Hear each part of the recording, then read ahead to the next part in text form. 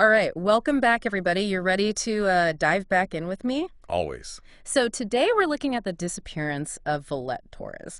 Yeah. I think this one is going to be a wild ride. I've looked at a lot of this material already, and It's a doozy. it's a real doozy. Yeah. So we've got interviews, news reports, all that good stuff. So Let's jump in. let's jump right in. So Vallette Torres, last seen entering her home March 31st, 2017. Right. 2 days later, husband Sid reports her missing.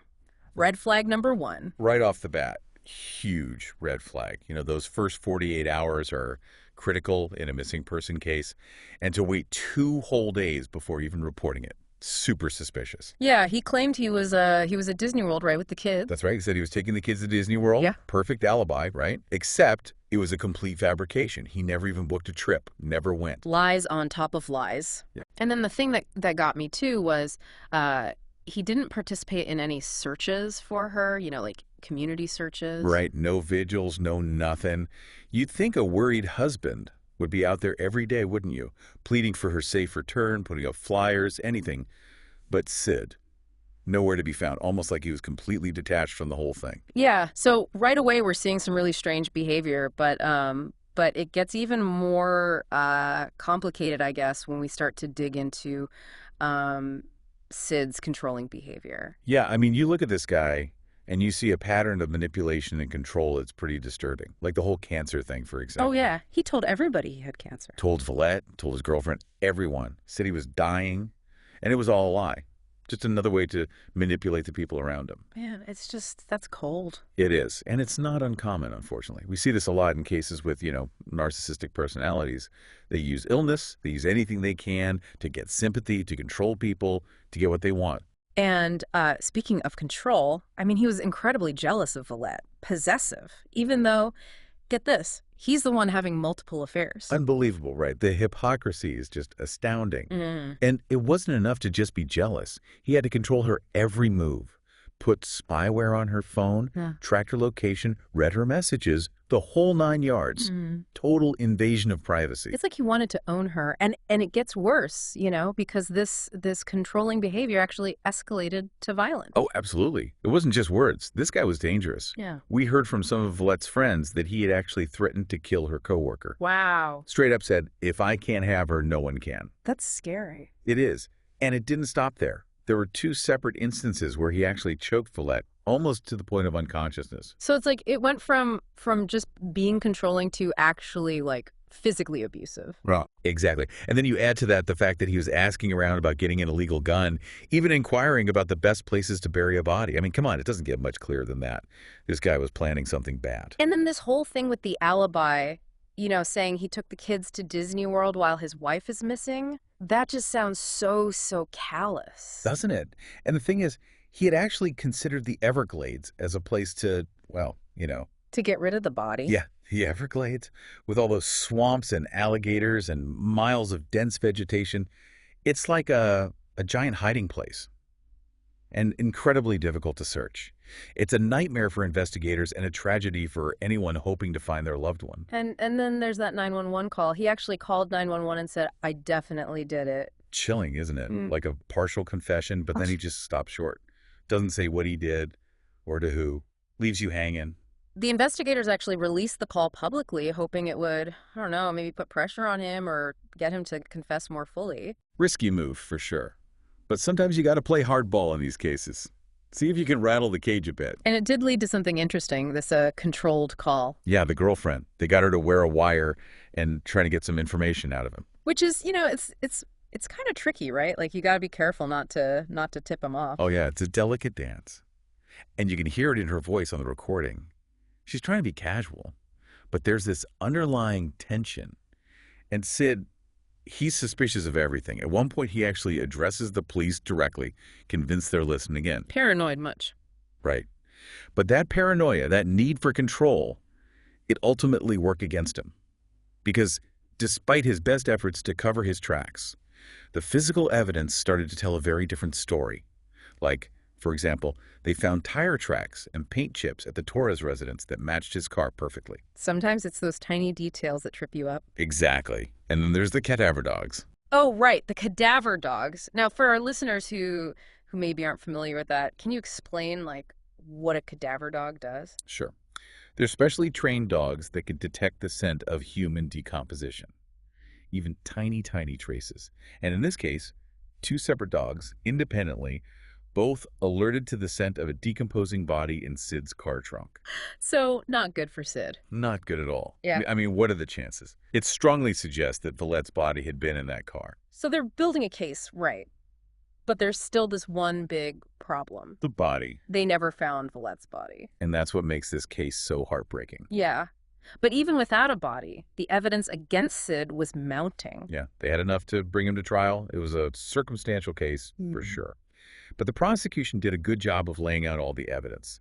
His behavior, the lies, the physical evidence, all of it. And then you have Vallette's family, her children. They essentially lost both parents that day. It's a tragedy. And, you know, we often focus on the victim in these cases, but it's important to remember the ripple effect. The families, the friends, they all suffer too. Absolutely. And the thing that I found really strange was Sid's behavior at his sentencing. He starts talking about a witch hunt against him, and then he demands to speak to President Trump and Melania Trump. It was bizarre, almost surreal. Here he is facing a life sentence, and he's still trying to manipulate, to deflect, to make it all about him. Classic narcissist. Always the victim. Exactly. But it didn't work. He was found guilty of second-degree murder and sentenced to life in prison. Justice was served, at least in a legal sense. But there's still this lingering unease because Vallette's body is still out there somewhere, lost in the Everglades. It's just awful. He not only took her life, but he robbed her family of the chance to say goodbye, to lay her to rest. It's the ultimate cruelty, and it leaves so many questions unanswered. Yeah, I mean, throughout this whole deep dive, I keep coming back to Sid's ability to manipulate. He fooled everyone. How do people do that? Like, what's the psychology behind a personality like that? Well, it's complicated, of course. But these types of personalities are often very charismatic. They know how to read people, how to say the right things to gain trust. It's like they're constantly playing a role, putting on a performance. And that makes it so hard to see the truth. Exactly. It makes you wonder how many other people were fooled by him, how many warning signs were missed. This whole case has really made me think about trusting your gut instinct. You know, if something feels off, if someone's behavior is raising red flags, you got to pay attention to that. Absolutely. Our intuition is often trying to tell us something important. And when it comes to manipulative people, those gut feelings can be our first line of defense. It's like, in Vallette's case, those early warning signs, they could have been the difference between life and death. It's a chilling thought, but an important one. We tend to think these things happen to other people, but Vallette's story shows us that it can happen to anyone. It's a reminder to be vigilant, to trust our instincts, and to support those who might be in danger. This deep dive has been really insightful, but it's also left me feeling pretty heavy. You know, just thinking about Vallette, her family, and all those unanswered questions, especially about what happened to her, where her body might be. It's those unanswered questions that can be the hardest to live with. The lack of resolution, the not knowing. Yeah. It can be incredibly painful for those left behind. Yeah.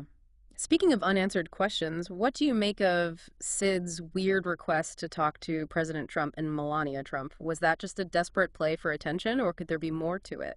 It's hard to say. I mean, it could have been a tactic to delay sentencing, to create chaos, to make himself seem more important than he is. You know, typical narcissistic behavior. Like he was trying to shift the focus, make himself the victim again. Exactly. But it's also possible he really believed he had some kind of connection to the Trumps, that they would actually listen to him, maybe even help him. It's like his narcissism and his manipulative tendencies, they kind of like warped his reality. It's possible. It's Yeah. like we're trying to understand a puzzle, but the pieces don't quite fit. Yeah. It really makes you realize how little we understand about the dark side of human nature. It's unsettling, isn't it? The idea that someone can be so charming, so seemingly normal while hiding such darkness inside, it makes you wonder how well you can ever really know anyone. Makes you wonder what he was thinking, you know, what was going through his head when he made that call. Yeah, like was it a moment of guilt, or was he trying to like throw the investigators off? Who knows? It's impossible to say for sure.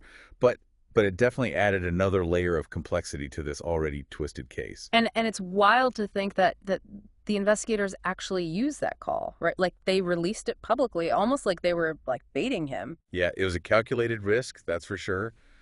But, sometimes in these high-profile cases, you gotta shake things up a little bit, see if you can get a reaction. And they did get a reaction in a way, right? Because Yeah. it led to that controlled call with his girlfriend. Right, the girlfriend. Mm. Now, she's another interesting piece of this puzzle. Oh, for sure. And you can hear it in her voice on those recordings, right? It's like she's walking this tightrope. Exactly. She's trying to sound casual, just checking in. But you can hear that underlying tension. She knows the stakes are high. And so he's not making it easy for her. No, he's super guarded, suspicious of everything. He even, at one point, he starts talking directly to the police, like he knows they're listening. Wow. That's pretty paranoid. Right, but that paranoia, that need for control, it actually ended up working against him. Well, because despite all his efforts to cover his tracks, to make everything look like he had nothing to do with Vallette's disappearance, the physical evidence started to paint a pretty damning picture. Like what kind of evidence? Well, for starters, they found tire tracks and white paint chips at the Torres residence. Okay. And they matched Sid's car perfectly. Wow. So like even though he was trying to create this whole elaborate alibi, he still made these like careless mistakes. Right. It's like he thought he was smarter than everyone else, but in the end, those little details, they caught up with him. And then there was the evidence from the cadaver dogs. Oh, yeah, the cadaver Yeah. dogs. Now, for our listeners who might not be familiar, cadaver dogs are they're specially trained dogs that can detect the scent of human decomposition. It's like their sense of smell is like 1,000 times stronger than ours. It's incredible, right? And in this case, two separate dogs from different agencies both independently alerted to the scent of a decomposing body in Sid's car trunk. So like that basically confirms that Vallette's body was in his car at some point. It's pretty strong evidence, yeah. I mean, how do you explain that away? You can't. So they're building a case, right? They've got his lies, his strange behavior, the physical evidence, the cadaver dogs, but there's still this one huge piece missing. The body. They never found Vallette. And that's what makes this case so haunting. Yeah. I mean, you can imagine what her family must be going through, not knowing what happened to her, where she is. It's unimaginable, but Yeah. Even without a body, the evidence against Sid was overwhelming. So they decided to go to trial. They did. And it was a tough case, because it was largely circumstantial, Yeah. meaning they didn't have direct evidence of the murder itself. No witnesses, no confession, no body. So they had to rely on all those other pieces of the puzzle to paint a picture for the jury. Exactly. And the prosecution did a really good job of that. They laid out all the evidence. They walked the jury through Sid's lies and his manipulative behavior, his violence, and they brought in expert witnesses to talk about the significance of the physical evidence and the cadaver dogs. And it worked. It did. The jury found Sid guilty of second-degree murder. Wow. So even without a body, they were able to convict him. They were. And it's important to remember that Vallette's family, her children, they were there throughout the trial. They had to relive the trauma, the pain of losing her. And then at the sentencing, Vallette's daughter gave this incredibly powerful impact statement. Yeah, I read about that. It was heartbreaking. It was. She talked about the devastation of losing her mother, the anger she felt towards Sid, and the pain of not knowing what happened to her, of not being able to say goodbye. It's so unfair. He took so much from them. He did. And then, you'd think that facing a life sentence would bring some sense of remorse, some humility. But Sid, even at his sentencing, he continued to show this complete lack of accountability. Yeah, he was making all these wild claims, Yeah, right? talking about a witch hunt against him, demanding to speak to President Trump and Melania Trump. Wait, what? Why the Trumps? Who knows?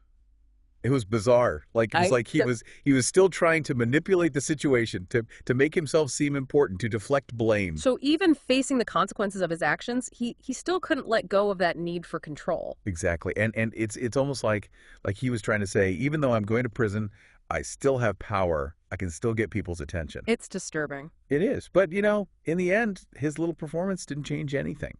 He was sentenced to life in prison, plus additional time for the electronic communication charges. So at least there's some sense of justice. There is. But the real tragedy here is that Vallette's body was never found. Yeah. And that means her family will probably never have the closure they deserve. Exactly. They're left with this gaping wound, this constant ache of not knowing. And that's something Sid took from them too. the chance to say goodbye, to lay their loved one to rest. It's just awful. And throughout this whole deep dive, we've talked a lot about Sid's manipulative behavior, his lies, his violence. But I'm curious about the psychology behind all of that. Like, how can someone be so good at manipulating others? How do they do it? Well, it's a complex question, of course, but one thing we see a lot in these types of personalities is charisma. Charisma. Yeah, they're often very charming, very likable. They know how to read people, how to say the right things, how to make you feel special, and that can be very disarming. So it's like they're putting on a show. In a way, yes, they're presenting this carefully constructed image of themselves, this persona that's designed to win people over, to gain their trust, and often that persona is very different from the real person beneath the surface. And that makes it even harder to spot the red flags, right? Because you're so caught up in their charm, their charisma. Exactly. It's like they cast a spell over you, and by the Yeah. time you realize what's happening, it might be too late. And it makes you wonder, how many other people out there are being manipulated right now and they don't even realize it. Yeah. It's kind of scary to think about. It really makes you question, like, who can you trust? It does. But, I think one of the most important things we can take away from cases like this is the importance of awareness, Awareness of. of the signs of manipulation, of the red flags, because, if we can learn to spot those things early on, then maybe, just maybe, we can prevent something like this from happening again. Yeah. That's a really good point. And it's not just about protecting ourselves. It's about looking out for our friends, our family, our loved ones, because sometimes the people closest to us are the ones who are most vulnerable to this kind of manipulation. That's true. And sometimes, it can be hard to admit that someone we care about is being manipulated. Oh, absolutely. It's painful, Yeah. but the truth is, the sooner we face it, the sooner we acknowledge it, the sooner we can start to help. Yeah. And I guess the other thing that really strikes me about this case is just the sheer cruelty of it all. I mean, Mhm. not only did Sid take Vallette's life, but he also robbed her family of the chance to say goodbye, to have any kind of closure. Exactly. He took away their peace, their ability to grieve properly, and Yeah. and that's a wound that may never fully heal. It's just heartbreaking, and it makes me wonder if maybe someday, somehow, they'll find Valette's body, if that would bring them some sense of peace. It's possible. Sometimes these cases, they take unexpected turns. New evidence comes to light, or someone comes forward with information they've been holding onto for years. Yeah, I guess we can only hope. We can. And in the meantime, I think it's important to remember Vallette, to honor her memory, and to learn from this tragedy, so that hopefully something like this never happens again. Absolutely. Well, I think this deep dive has been it's been incredibly informative, but it's also been very, very emotional. And I want to thank you for sharing your insights with us. It's been my pleasure, and thank you for having me. And to all our listeners out there, thank you for joining us on this journey into the heart of the Vallette Torres case. It's been a long and winding road, and as with any good deep dive, it's left us with more questions than answers, but hopefully it's also left us with a deeper understanding of the complexity of human nature, and the importance of vigilance, of awareness, and of always trusting our gut instincts. Well said. Until next time, stay safe out there.